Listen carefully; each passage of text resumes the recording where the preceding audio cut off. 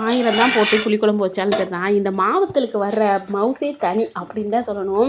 என்ன டேஸ்ட்டோட வாயில் வச்சோடனே கரைஞ்சி போச்சுடா அப்படிங்கிற மாதிரி இருந்துச்சு. செம்ம டேஸ்ட்டாக இருந்துச்சு. இது வந்து கிளிமூக்கு மாங்கான்னு சொல்லுவோம் தெரியுமா, அந்த மாங்காவில் செஞ்சது. இவ்வளோ டேஸ்ட்டு வரும் நானே எதிர்பார்க்கவே இல்லை. சரி இனிமேல் விட்டுறவே கூடாதுடா அப்படிங்கிற அளவுக்கு ஆகிப்போச்சு. சூப்பராக இருந்துச்சுங்க, வேறு லெவலில் இருந்துச்சு. என் பெருமை நானே சொல்லக்கூடாது, ஆனாலும் இவ்வளோ டேஸ்ட்டாக வரும்னு எதிர்பார்க்கல.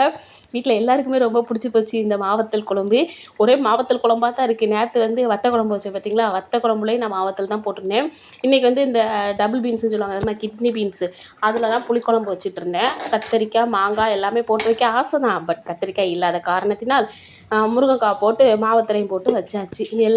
எல்லாத்தையும் ரெடி பண்ணிவிட்டு சாப்பாடு எல்லாத்தையும் எடுத்து வச்சிட்டேன். நான் இன்றைக்கி காலைல என்ன சமையல் அப்படின்னு பார்த்தீங்கன்னா, எனக்கு பழைய சாதம் தான். பழைய சாதம் மிஞ்சிருச்சுன்னா என்னால் அதை வாயை வந்து கண்ட்ரோல் பண்ணவே முடியாது. டயட்டெல்லாம் கொஞ்சம் தூரமாக தள்ளி வச்சுட்டு இதை வந்து சாப்பிட உட்காந்துருவேன். இதுவும் ஒரு வகை டயட் அப்படின்னே சொல்லலாம்.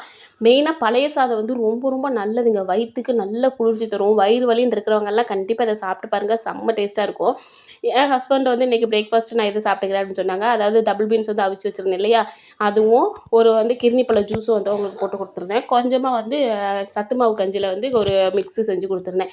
இது மட்டும்தான் அவங்களோட பிரேக்ஃபாஸ்ட்டு. நான் வந்து பழைய சாதம் இன்றைக்கி வந்து குடிச்சிக்கிட்டேன். இது எல்லாம் தான் இன்றைக்கி எங்கள் வீட்டில். உங்கள் வீட்டில் இன்றைக்கி என்ன பிரேக்ஃபாஸ்ட் அண்ட் லஞ்ச் அப்படின்னு சொல்லிட்டு சொல்லுங்கள். வீடியோ பிடிச்சா லைக் பண்ணுங்கள், ஷேர் பண்ணுங்கள், கமெண்ட் பண்ணுங்கள், சப்ஸ்கிரைப் பண்ணுங்கள். இதே மாதிரி இன்னொரு வீடியோவில் பார்க்கலாம்.